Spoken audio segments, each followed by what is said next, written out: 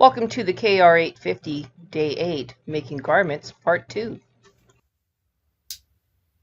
Okay, let's finish these videos for the KR850. Okay, let's do a quick review.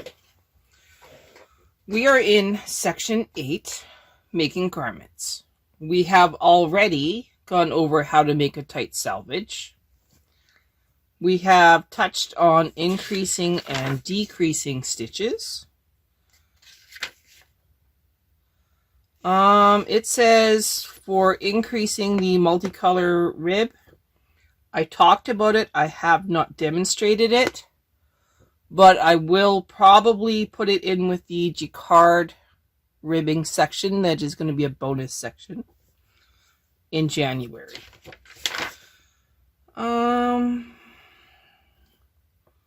So we are going to do partial knitting. Increasing knitting part, partial knitting of a racking pattern. That one still scares me, but we'll see if I can explain that one. Increasing knitting part. How to transfer the stitch from the purl needle to the plain needle. Okay, we will do that one. And then we have binding off. I do have the transfer tool, but I am not proficient in using it, so we may make that a bloopers video. And then that goes on to the useful hints. So useful hints is number 9. We will do that in a separate video. So let's get started with partial knitting, I believe. Is that not what I said? So section 4, partial knitting of ribbing. I will set up the machine for partial knitting and we'll get going. Okay, we are set up for partial knitting. Partial knitting of ribbing. Partial knitting is used for shaping of the garment, making darts, shaping of a heel, vertical and horizontal buttonholes, neck opening, pockets, etc. There are 2 cases. One is decreasing of knitting part. The other is increasing of knitting part. Partial knitting of 1x1 rib. The example is partial knitting of 1x1 rib. However, 2x2 rib, full needle rib, 5x5, English, fisherman's, and tucking rib patterns are the same manner as the 1x1 rib. Decreasing knitting part. It is the example when you decrease in the left side, so left side. Bring the needles to E position when the carriage is placed on the other side, so opposite side.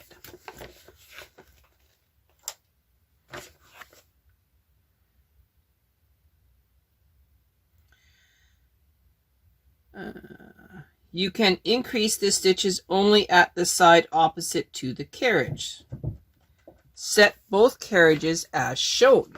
Okay, so it says to place your carriage in hold, and it says to change the ribber. Now both sides of the ribber have to be in H. I don't think I need to show that on camera, but see if I can get a little bit closer. Nah, you still can't see it. But anyway, I have placed the main carriage in hold, the ribbers in hold. When I go across, any needles in E will not be knit. So we will do 4, 2, 3, 4, 5. Okay, going across. Now, what I was taught to do was to wrap that the lead needle to prevent holes. So I've just wrapped it a little bit. We will now knit across the other way.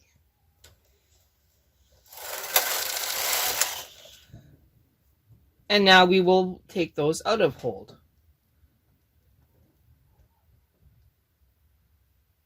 I'm going to have to pause. Okay, ignore the barking dogs if you can hear it. Whew. So we wrap, and then I decided that we should work our way backwards. So how you do that is you just push them back to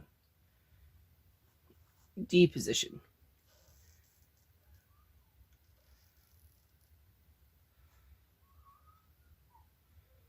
In any pattern that you wish.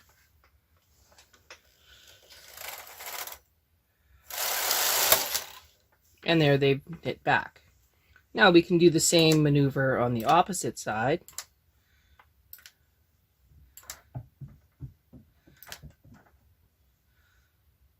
And this time we'll do top one is going to be left. Do the same thing where you wrap it. Did I wrap the right way? There, that way.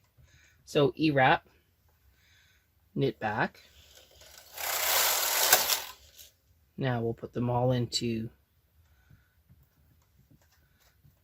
D position. And as you can see, it knit just perfectly. Pretty easy. Could you do this for socks? Absolutely. If you're going, if you want to knit a heel of a sock, you can do it many ways. But hang on, I gotta find my double eye needle here. Okay, give me a second. I lost my needle. Okay. So if I was doing a heel of a sock, what I would do is I would have my carriage all in hold. I would bring all of the ones opposite of 0 into hold.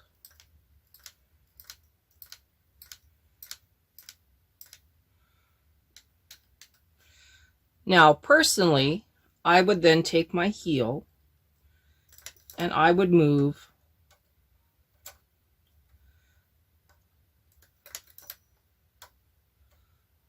the stitches up.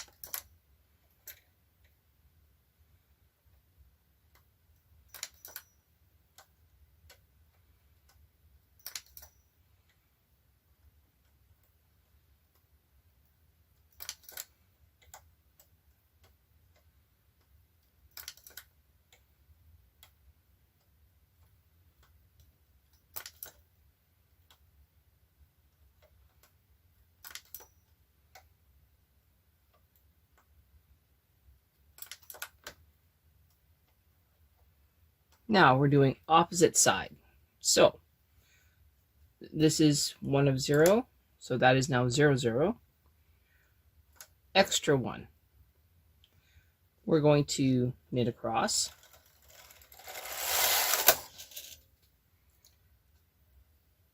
Wrap it. Go across. Wrap it.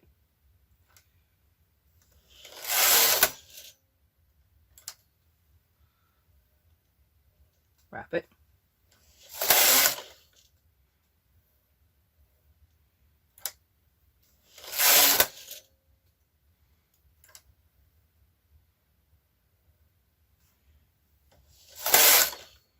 And this is how I do a heel. I'm just going to go down a few more.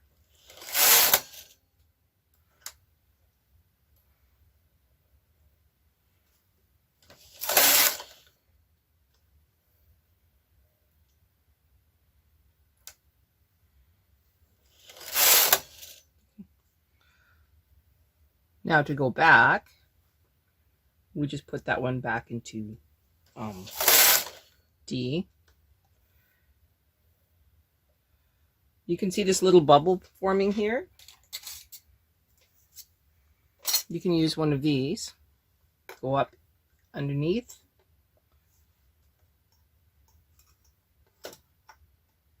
Try and get it in the right position.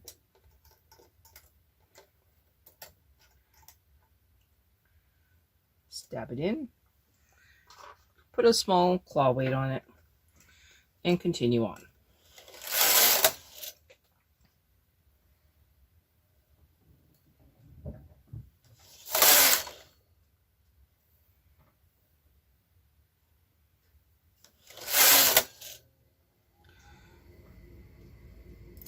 Now, I obviously screwed up as usual, but that's okay.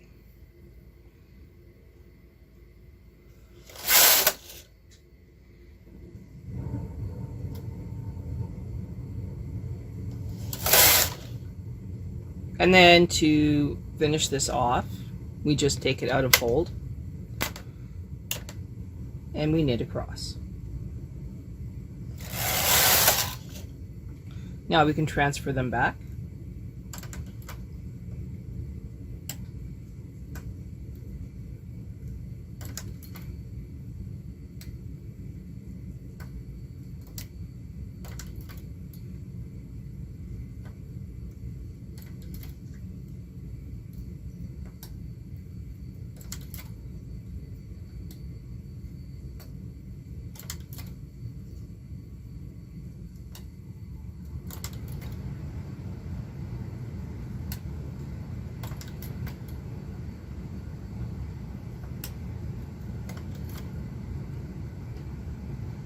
So if you want to make an entire sock that's ribbed, we can make that a knit along.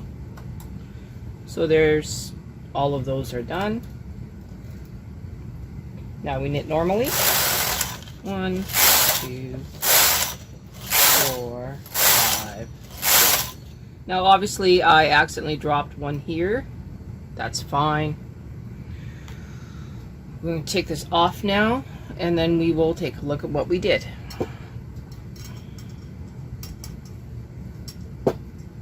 And you'll see the partial knitting.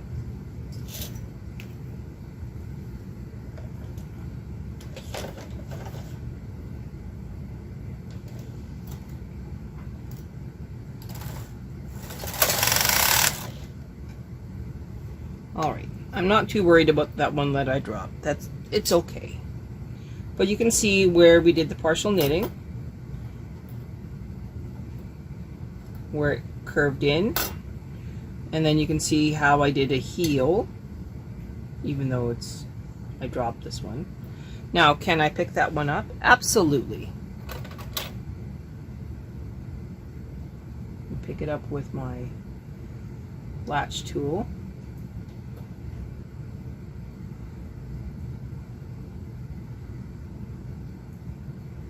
Very gently.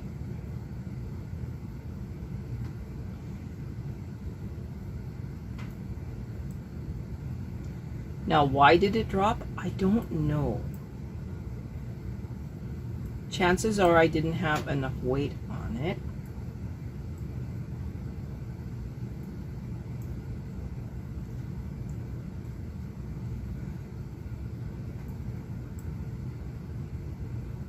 Now, is there a way to fix this without taking it off the machine? Absolutely. In fact, it's in part 9. Okay, so there it is, all fixed up. You can get the idea on partial knitting. That was just 1 by 1. Now we have to do partial knitting of a racking pattern.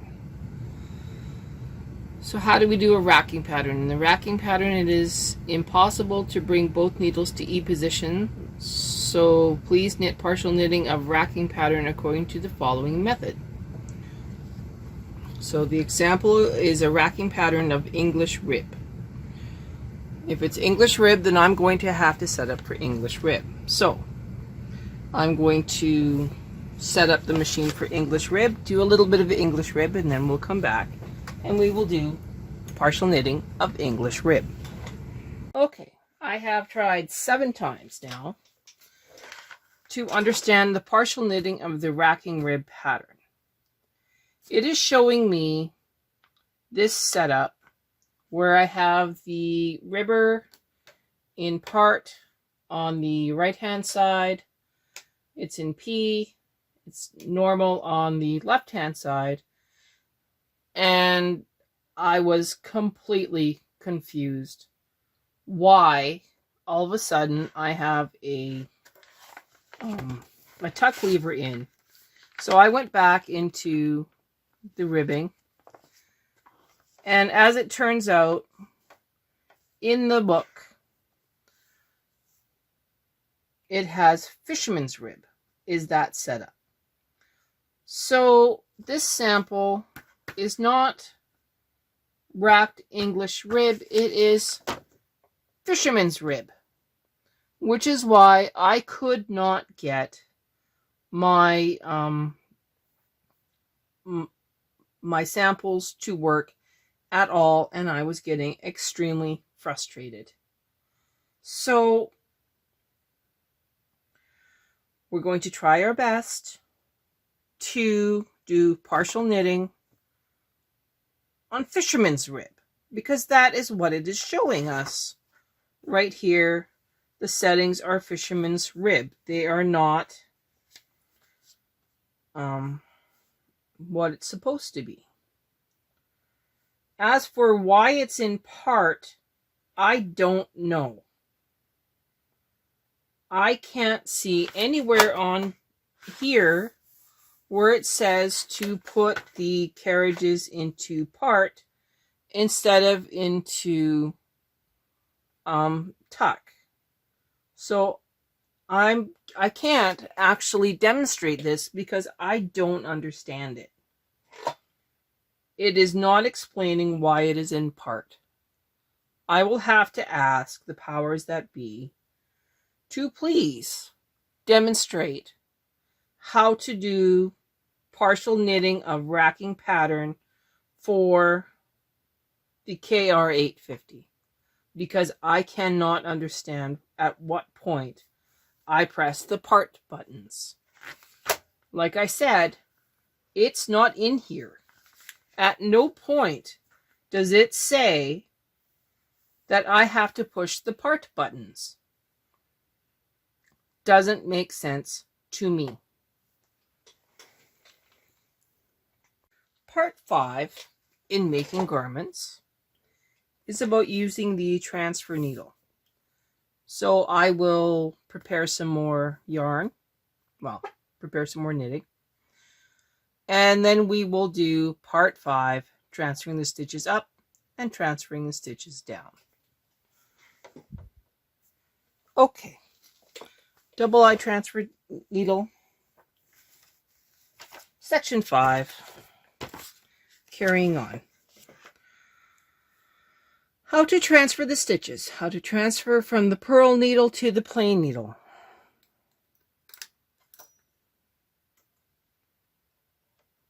Transferred.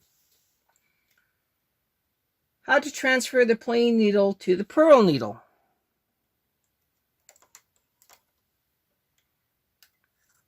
Transferred. And that is the end of lesson 5. Lesson 6 of making a garment. Binding off and finishing edge of rib knitting. Binding. This method is used for binding up the stitches of the last row by using the yarn of rib knitting. Binding up is the same as selvage. When you cast off, knit several rows of circular knitting with waste yarn, then bind the last row by using the tapestry needle as shown in the figures. The length of the yarn for binding is 3 times the width of the knitting. So what I'm going to do is I'm going to go 1, 2, 3. I'm going to cut it. I'm now going to use a contrast yarn, and I will do some circular knitting. So just like the selvage. and we will remove the piece. If I can get the yarn tail out. We will remove the piece on the waste yard, and then we will knit it up. So to set for circular, PR going to the right on the ribber and PR going to the left on the main. I'm also going to increase my stitch size. 1,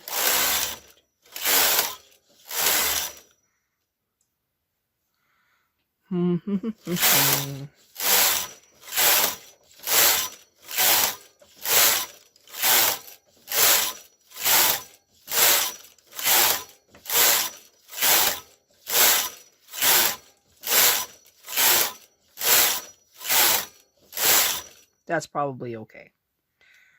Going to remove my weight. Going to cut.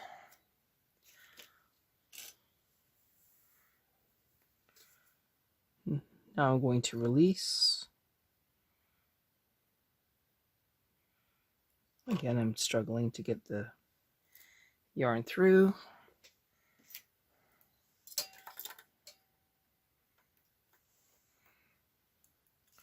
Holding on dearly.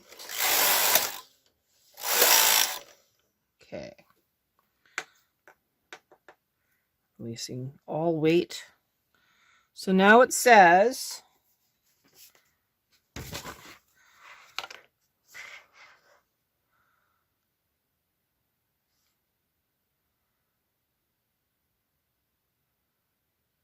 okay, so this is 1 by 1.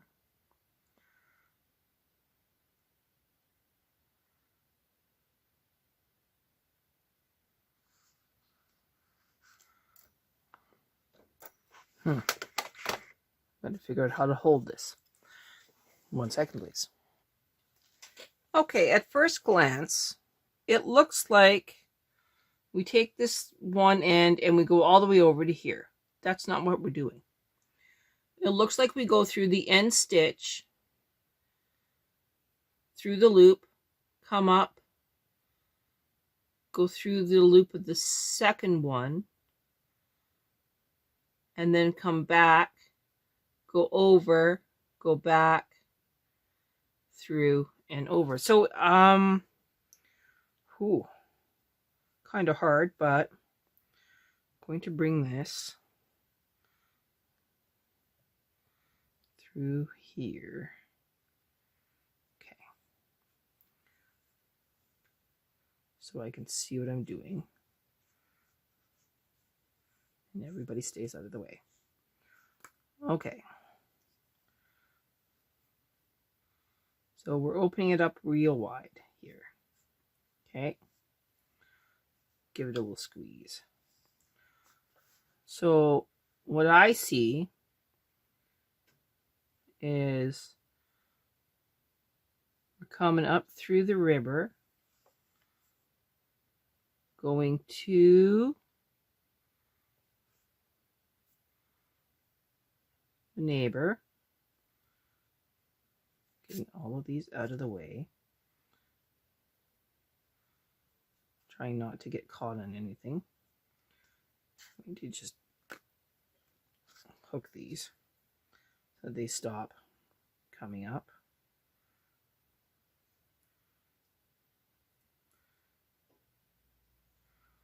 Okay. And then we go back through, right? Now I would go into the second one and then go back through.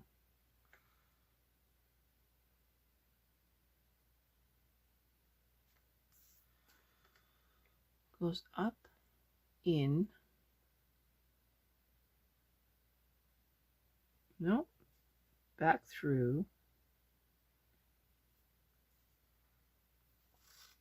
Oh, crying out loud.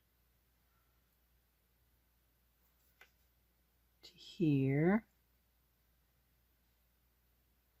Back to here.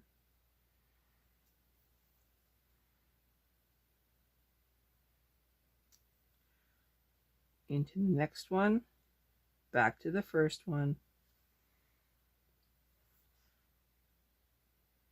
into the next one, back to that one.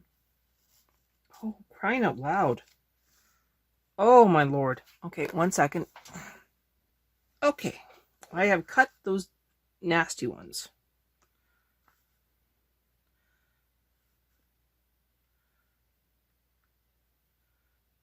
Back through this one, in through this one. Of course, it's getting caught on everything. Through the next one, back through the first one.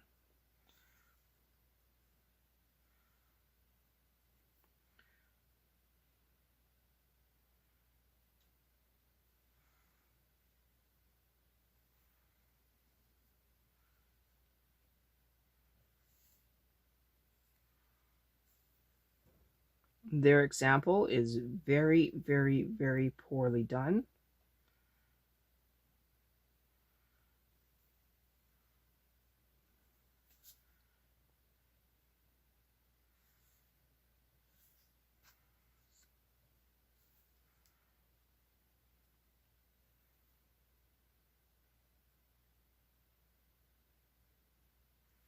Now, of course, you should be doing this tighter. So I'm going to go back and I'm going to tighten this up. So that one tightens.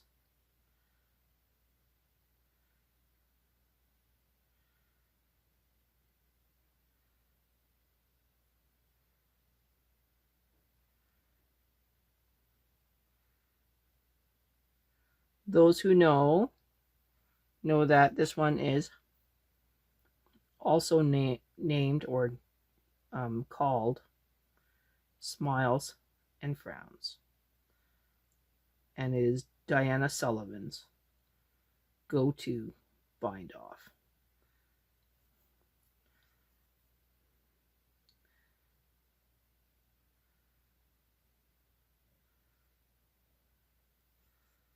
Because you're making smiles and frowns.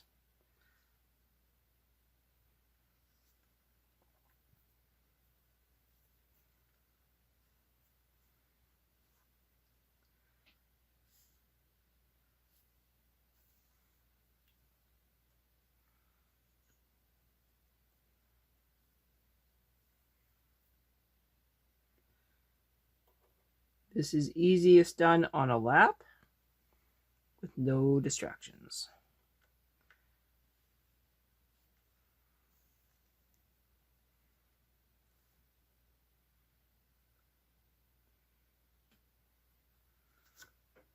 And no books or corners or clips to get caught on.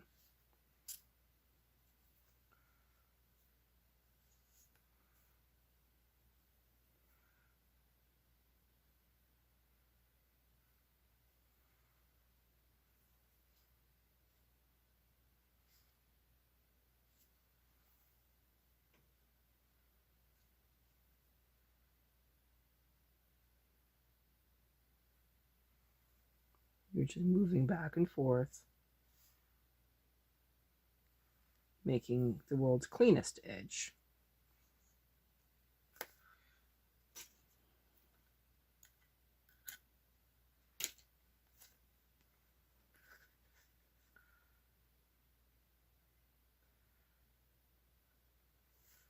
Oh, come on. Of all the luck. Like I said, if it can get caught on something, it's going to get caught on something.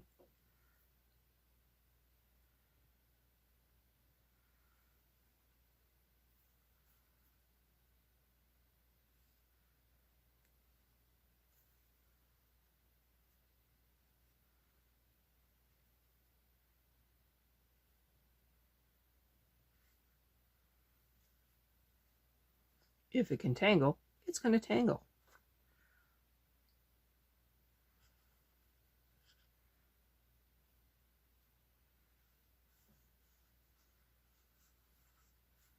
Why did it do it? Because again.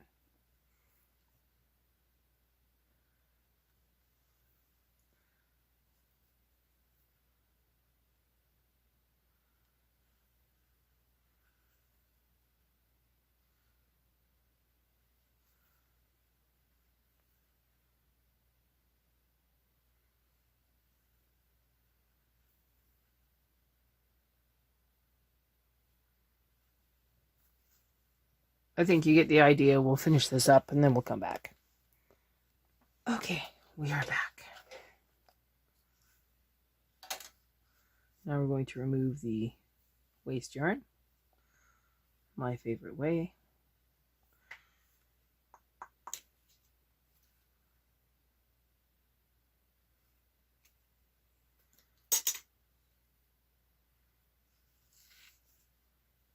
This is that one.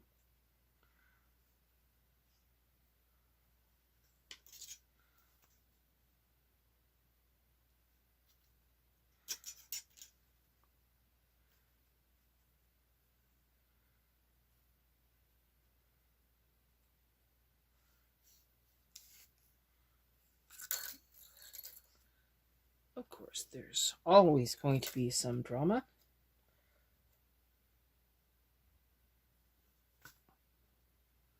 For no reason. Now let's look. Because I left a long yarn tail, you can see the nice finished edge. You can see that it's not disconnecting. It is just a very clean and neat bind off for ribbing. Okay, the last 3 pages, four pages of the manual are useful hints.